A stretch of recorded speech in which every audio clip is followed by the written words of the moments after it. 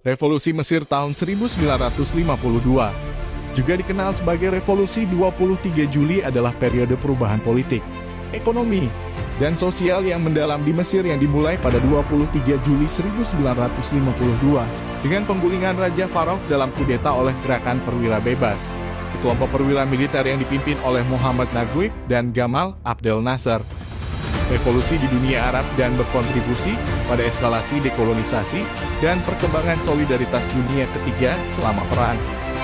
Meskipun awalnya berfokus pada keluhan terhadap Raja Farouk, gerakan ini memiliki ambisi politik yang lebih luas.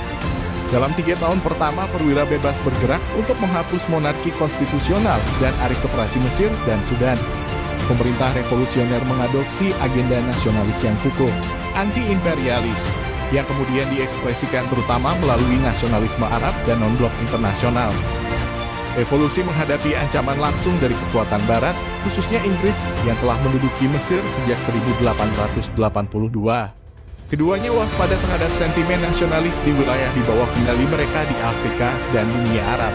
Keadaan perang yang sedang berlangsung dengan negara Israel juga menimbulkan tantangan serius, karena perwira pembebasan meningkatkan dukungan kuat Mesir terhadap Palestina. Kedua masalah ini bertemu di tahun kelima revolusi ketika Mesir diserbu oleh Inggris, Prancis, dan negara Israel dalam krisis Suez tahun 1956. Dikenal di Mesir sebagai agresi tripartit.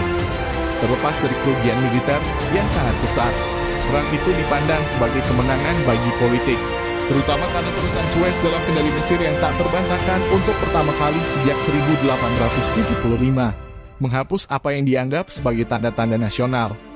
Ini memperkuat daya tarik revolusi di negara-negara Arab lainnya. Reformasi agraria besar-besaran dan program industrialisasi besar-besaran dimulai pada dekade pertama dan setengah revolusi, yang mengarah ke periode infrastruktur pembangunan dan urbanisasi yang belum pernah terjadi sebelumnya.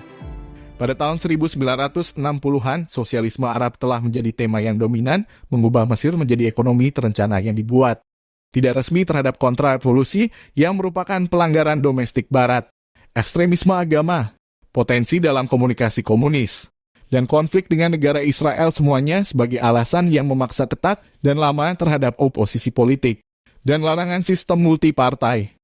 Pembatasan aktivitas politik ini akan tetap berlaku sampai Presiden Anwar Sadat dari tahun 1970 dan seterusnya, di mana banyak kebijakan revolusi diperkecil atau dibalik.